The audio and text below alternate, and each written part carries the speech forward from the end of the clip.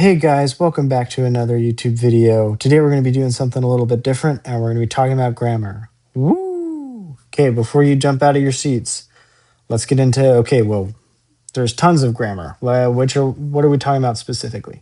Up here you can see we're talking about grammar rule 3.3, correctly use relative pronouns. Now this is going to be from a textbook for the class MCOM 320, and all practice sentences or examples that I have been taken directly from the textbook. Okay, so now let's get into relative pronouns. We have 4 relative pronouns, and that is, we have that, which, who, and whoever.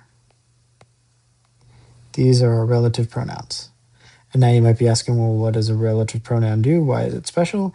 It's because it takes sentences. Sentences have clauses. And it's going to take a sentence with 2 clauses and kind of act as the link between these 2 clauses. See, you got your relative pronoun here in the middle. And I like to throw in a smiley face just for fun. So it's going to act as the link between these 2, or we can say it's relating, or it relates the 2 clauses, hence relative pronoun. Okay, let me show you kind of what I mean. Let me highlight here a noun. We have the book, okay? And then in this sentence, we have the book is on the desk and the book belongs to Dr. Anderson. In this one, we have the noun is Harvey's test score, and then the 2 phrases are Harvey's test score is the straw and broke the camel's back. Okay, and one more, the team, there's our noun, and then we have celebrated their victory with a parade and won the championship. So you see how there's kind of like, if you took the noun and put it with either of these 2 red and green highlighted sections, each one would make its own independent clause, but we kind of mixed them together. That's kind of how I like to describe it. It's taking like 2 technically independent clauses and linking them together. So now let's write our relative pronouns back up here, and let's see if you can beat me to do it in the video. We have that, which, who, and whoever. What's the difference between these 4? Okay, first we're going to do is we're going to split this right down the middle. Then we have 2 groups, the who's group and the other group. This other group is going to be for objects and groups. Okay, so when you're asking yourself, well, when do I use these relative pronouns? These 2 right here, we're going to use for objects and groups, and the who group, we're going to use for people. Okay, and you're like, great, well, now I have split in this group of 4 into 2 groups of 2. I still need to know when to use that, which, who, and whoever specifically. Let's start here with the objects group first. We're going to use that when the clauses are what we call essential. And I'll explain this more in a second. And which is going to be for, you guessed it, non-essential. Okay, so basically essential means if you took the added clause or phrase onto, it's technically a phrase by itself.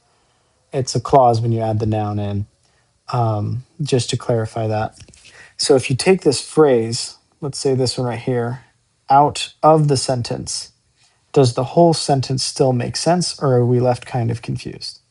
And I'm going to get into that in a second. Now for who, this is going to be when we already have a defined noun, and we're just kind of referring back to it. Whoever is what we use when there isn't really a noun already kind of specified. It kind of becomes our noun. No, this is not the technical terms, but this is the easiest way for me to remember it. Okay, so let's get into our examples so you can kind of understand better what I'm talking about. Let's start with this first one. We're trying to figure out what to put in this gap right here. Okay, so we have our noun, the book. This is an object. So we know we're going to be using either that or which. Between the two, we've got to look at these phrases or clauses right here. Okay, the book is on the desk. The book belongs to Dr. Anderson. Now, if we take this middle one out, we have the book belongs to Dr. Anderson. Okay, great. But which book are we talking about? You see how we're kind of left confused here? But once we throw in is on the desk, now we know exactly which book we're talking about. And this means that this phrase right here is essential. So we're going to throw that in there. The book that is on the desk belongs to Dr. Anderson. Great. Let's try again, see if we've got this down yet. Harvey's test score. So here's our noun. Don't get confused with little old Harvey over here. He's not our noun. His test score is our noun. So that's an object. We're back to that and which. Now between the two, we have Harvey's test score is the straw and Harvey's test score broke the camel's back. Okay, let's get rid of this part. And look at Harvey's test score is the straw.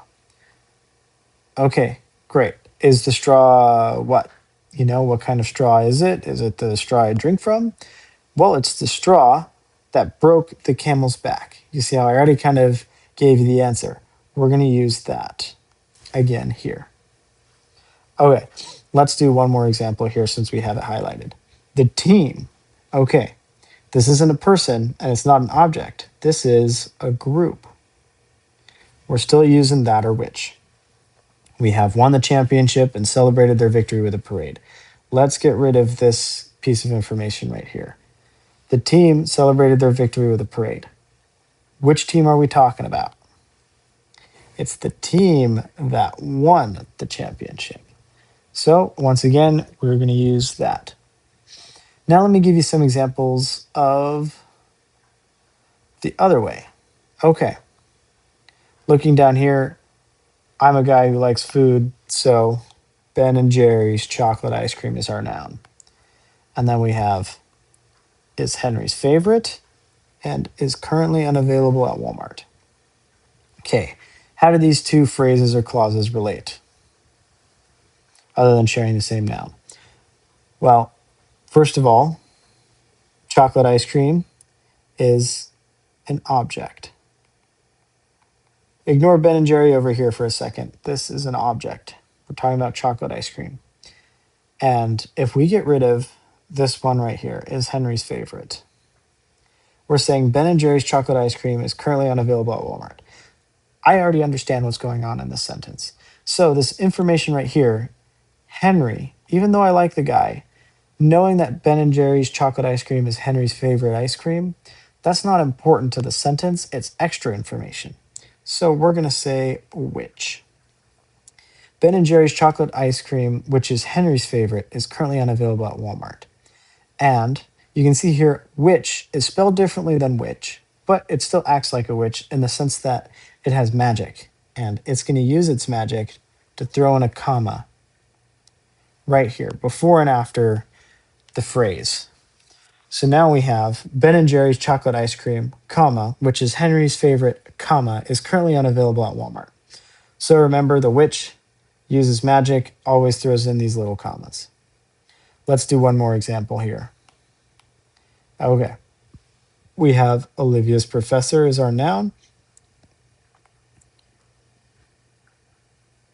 And then we have is also Taylor's mom and holds office hours on Tuesday afternoon. Well, let me put the whole word in there. Okay. Olivia's professor, that is a person. So when we're using this one, we already know we're not going to use that or which. We're going to be using one of the whos. So now we've got to ask, which one are we using? And since we already have defined our noun, we just know that this is going to be who. But we still have to clarify one essential piece of information. Is this essential or is this non-essential? Because if it's non-essential, this who acts like a witch and it's going to do its little magic. So let's take this phrase out for a second. Olivia's professor holds office hours on Tuesday afternoons. Perfect. I already know what's going on. So learning that Olivia's professor is also Taylor's mom, that's extra information. That's free chicken, what we call that. So the who is going to be a witch and perform its little magic and throw in the commas because it's non-essential. Kind of breaks up the sentence. Okay. Hopefully we're getting the hang of things now. I'm going to give you a second to kind of look at these and guess which ones would go where. Make sure you throw in the commas, and then we're going to go through these answers together. Okay, pause the video if you need more time. We're going to jump right into this. Okay, so let's start by highlighting our noun. Cars.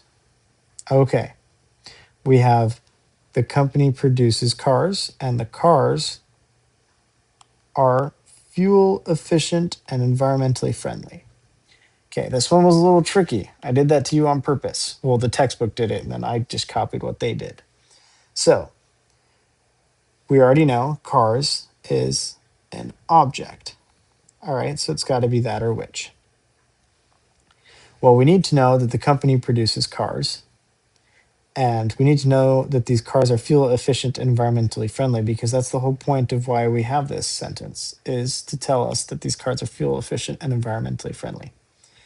So we're going to put that right there. The company produces cars that are fuel efficient and environmentally friendly. All right, let's go to this one. These are tricky again, so let's start by highlighting the noun. Is it the hotel or rooms? We're talking here about, oh, hey, I erased it. I want to highlight it. There we go. Rooms is our noun. And then we have the hotel offers, and rooms are spacious and comfortable. This is the same as the one above. We're going to throw a that in there. Okay, let's move on to the next one. Deanne is an artist, creates captivating, vibrant landscape paintings. Okay, our noun here is, oh, whoops, doing it again. Deanne, and our clauses or phrases are is an artist, and Deanne creates captivating, vibrant landscape paintings. Okay, well, we know that Deanne is a person, right? That's not an object or a group. So we're going to throw who in here because we defined our noun already. Now, let's see. Is this essential or non-essential? Well, Deanne is an artist, and we want to know that Deanne is an artist that creates, or Deanne is an artist, and that Deanne creates captivating, vibrant landscape paintings. So this is, in fact, an essential part of the sentence, so we're not going to do our little magic. We're going to leave our sentence how it is. Okay, we got three more. Let's go back to highlighting our nouns. To start off, we have the family. Okay, and then the family plays together and the family stays together. You see how they can get kind of tricky with these phrases? You got to break it up and look at together, they make one clause, and together they make the other clause. Okay, now what are we going to use? Well, the family is a group. So we're back to the sneaky that and which. And we want to know both these pieces of information. The family plays together and the family stays together. So we're going to say the family that plays together stays together. You know, because you don't want to just say the family stays together because we're talking about families playing together. Those are the families playing together. Those are the ones that stay together. All right, let's keep rolling along here. For our next example, let's start off by highlighting the noun, the librarian. Hey, let's stop right there and just acknowledge the fact that the librarian is in fact a person. So let's throw who in here. And now we just need to figure out whether this is essential or non-essential. Okay, so the librarian who oversees all business disciplines, and the librarian taught, wrong color. The librarian taught our information literacy workshop. Okay, let's talk about, this is kind of a tricky one, even for me. So let's look up here at this first one that we were talking about. The book that is on the desk belongs to Dr. Anderson. Here, we could say the book belongs to Dr. Anderson. That would make sense. But when we say the book that is on the desk belongs to Dr. Anderson, that helps us define which book we're really talking about. So down here, when we're talking about the librarian, specifying that it's the librarian who oversees all business disciplines. This is actually really helpful for us knowing that the librarian taught our information literacy workshop is also the librarian who oversees all business disciplines. So we're not going to perform any witchcraft here. We're going to leave it how it is and move on.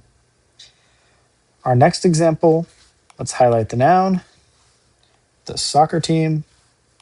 Okay. I'm just going to go ahead and say that this is a group. We know it's got to be that or which. Okay. The soccer team won the championship last year. And the soccer team is now preparing for the upcoming visit. Okay, if we take this part out, the soccer team is now preparing for the upcoming visit. That is great, complete sentence. We don't need any more information. We just know that the soccer team is now preparing. So we're going to say that this is which. And whenever you write down a which, remember to perform your witchcraft and throw in the commas. The soccer team, comma, which won the championship last year, comma, is now preparing for the upcoming visit.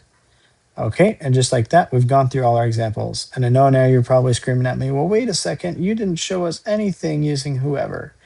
And you're right, I owe you more than that. So let's write down one in here, and I'll kind of show you how it looks like real quick. Going back to blue, okay. You may invite blank wants to come. Okay, this is kind of an interesting one. You may be tempted to be like, well, hey, the noun is you, but that's not quite what's happening here. Okay, right here, this is going to be our noun because you may invite insert noun here, and then insert noun here wants to come. So this is an example of when we would use whoever.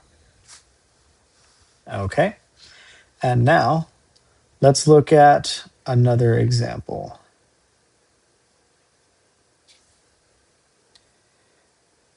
Blank forgot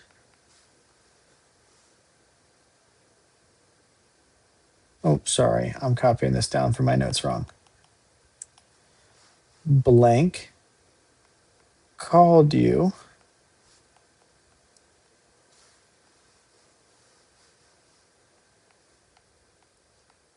they forgot to leave a message. Okay, here you can see we have our two phrases slash clauses, depending on how you look at it. And look at here, we already have another pronoun in here, and it's referring back to this one. So we haven't defined our noun yet. So let's just go ahead and throw whoever in there. So now it says whoever called you, they forgot to leave a message. Okay. Hopefully that's enough for this video. Thanks so much for watching, guys. Make sure to like and subscribe. Smash that like button. Anything helps. And go ahead and if you have any questions, go ahead and just leave them in the comments. Thanks for watching.